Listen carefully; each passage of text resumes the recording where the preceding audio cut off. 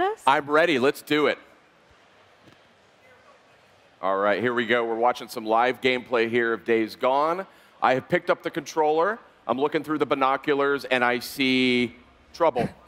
I see trouble. Lots of trouble. Yeah, absolutely. I think you're looking at about 250 individual Horde units right here. This is smaller than the Horde we showed at the Sawmill a few years ago, but I feel it's a good starter Horde for you. And it's really important now. Prepare. So, all right, you just took a bunch of ammo from your saddlebags. So, oh, saddlebags, cool. Yeah, and that's an important upgrade for the bike to prepare you for encounters such as this. All right. When you don't try to kill them with the bike. But since it's a sandbox, I say you go for it. All right. Oh, off to a bad start. Really bad start. Nice job. This is the world's best demo. I could have done that, dude. Thanks, Sid. This is not. Oh, man. This is not going to go well. We're going for realism. Okay, so I need there's separate inversion for on foot and vehicle. I noticed. Okay, yeah. So let's do that. We're playing it live here. Is that a separate feature? Yeah, it is actually. Yeah, so press R2 to go to the bike. Display. Oh, sorry. There we go. There All right, there we go. Now we're good. Now everything's going to go flawless. It was the old inverted controls. That's right. I'm a freak. That's right. It is the right way to play. Here we go. Easy now. Oh, mama.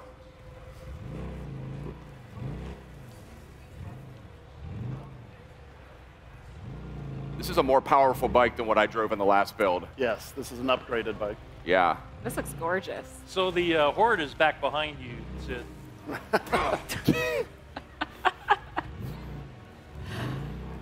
Easy now. This game looks incredible. No strategy in this game is a bad strategy, but I'm going to say this is a terrible strategy. The worst strategy. Yeah. So tell me, what do I have in terms of weaponry here? Okay, well, so if you get off your bike, you can access your survival wheel, and on this you're going to have your weapons in the cardinal directions, but then in the upper right-hand corner you're going to have throwable explosives. In the upper left, you're going to have your consumables, which include things like your health, your bandages, but most importantly, kind of survival buffs. Things that will help enhance your core attributes. And crafting one's going to take away from another, of course, so you've got to make choices that suit your playstyle. And then also we have distractions on the bottom left corner. Not really the best for the Horde, but on the bottom right we have traps. So in this case, I think you might have proximity bombs or airbag remote detonators. I think in this case you have the proximity mines. And if you plan properly and look through the environment, you find like key places that you say, I want to run the Horde through here later and trigger this detonation when enough of them run past it. So you can, smart players will do that. Foolish players will just charge in, guns a-blazing, and it's going to be a lot harder for those guys. What kind of player will Sid Sid be? Players will try to jam their bike into the Horde. They can try that. So what's your strategy here, Sid? What are you thinking? How do I Stalling is a strategy. You got it selected right there, and then hit R2 to... R2, okay. Oh, no. You can't melee the Horde. You could try. The strategy is panic and run. Okay, we're on the move now. Lost my bike. Not good. You can still save it. I don't recommend a melee bat against these guys, but give it a go. Got to stay nimble here.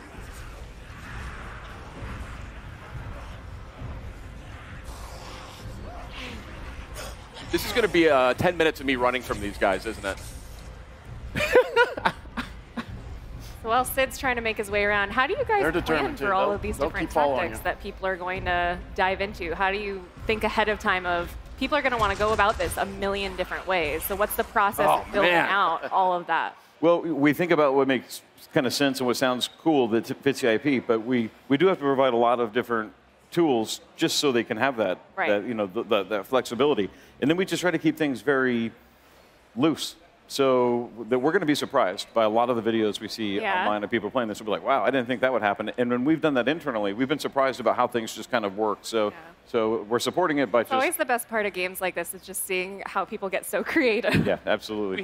We had a company meeting last week where our head of QA literally took on the Horde using his crossbow and custom crafted explosive bolts. Oh my gosh. And it was pretty amazing. So he pretty much got all the way there. I think he had to use one Molotov, but Jeff and I had never seen that happen before, so we were surprised, and we were like, oh. And what's cool about it, and I think this goes to your question, is it makes perfect sense that it worked because the way we built the systems. Right. But Emergence is about a bunch of wholly predictable, unpredictable things, and it just works. Like catching yourself on fire. Catching yourself on fire is possibly a good strategy.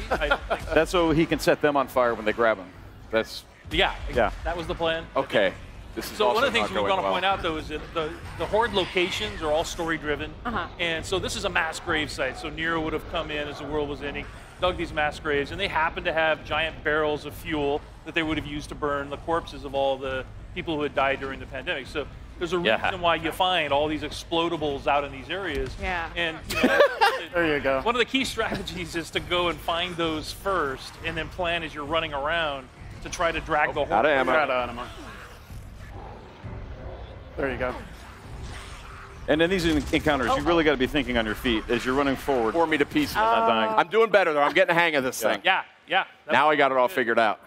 But you want to scan the environment constantly, looking for new opportunities. And a lot of them reveal themselves, but you've got to be nimble, you've got to be moving, you've got to be thinking, and using the survival wheel, and just using every mechanical aspect at once to survive. And these are late-game encounters. Okay. So you run into the Horde throughout the game.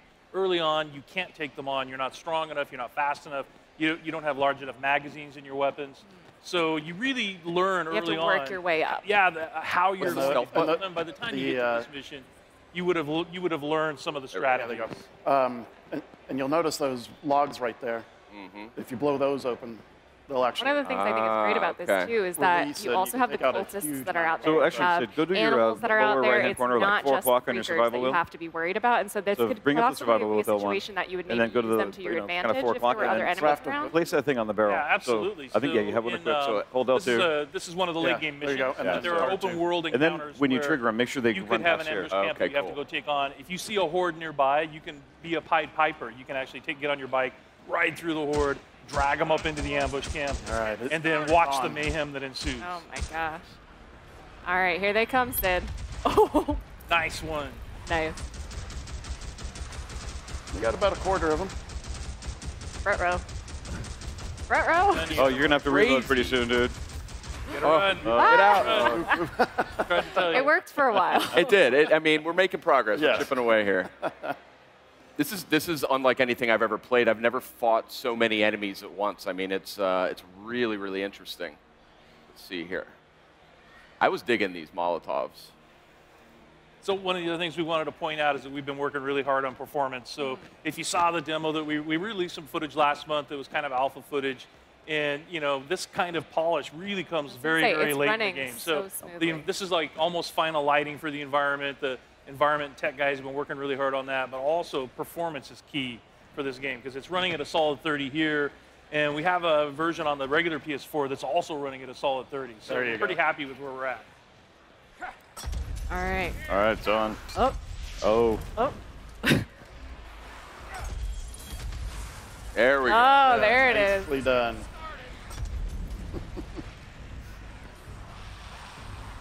They're starting to fan out. Whoa. Yeah, as you can see, they're starting to avoid the fire as well. So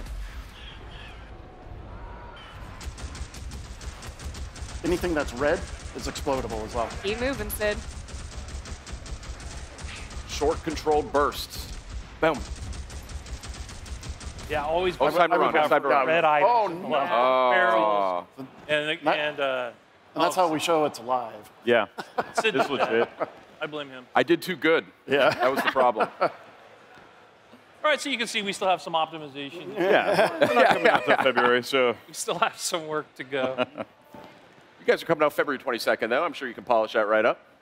It's a live environment, though. I mean, these things happen early in development. But, yeah, that was super cool. I have never played anything like that. It was really, really unique. And, I mean, we're just obviously kind of goofing around here, playing with the huge hordes.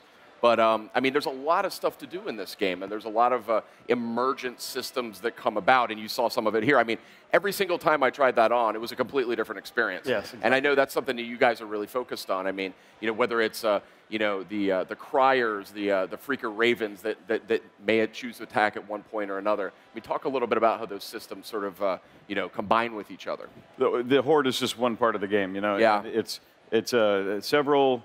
it's an ecosystem of creatures that are all trying to survive and using any tactics necessary. as are you. So humans are just as dangerous as the Horde, just in different ways. The Criers are dangerous in their own ways. And really, from a design point of view, we found just let these systems, set up these systems so they interact, and the possibilities are endless. And the game just kind of makes it, I'm going to say makes itself.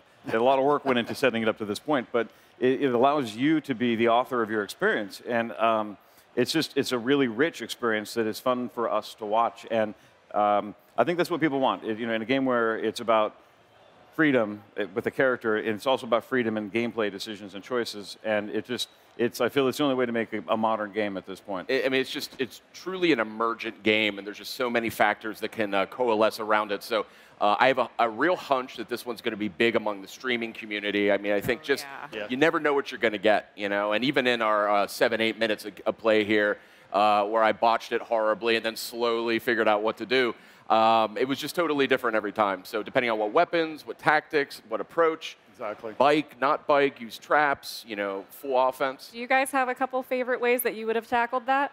So what I would have done is go-to strategy. What I like to do is, sometimes I'll go through and place the bombs and stuff. I like to kind of get right into the action.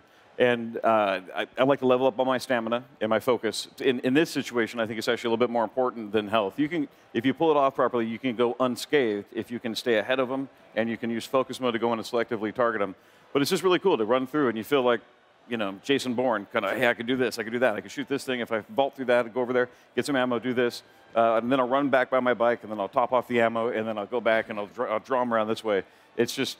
It feels like you're in the decathlon. On the bike. I should have, when I got him pissed off, I should have run around, jumped on the bike, and gotten out of there. Yes, I've done that as well. Really got to Jeff's a better player than me, so I use the bombardment strategy, which is where I stock up on all the attractor grenades that I can carry, all the napalm Molotovs, all the pipe bombs, and I'll just lob those into the pit, and then just keep lobbing until I run out. And that'll take out 3/4 of the Horde. How many freakers do you think we were seeing there? 250.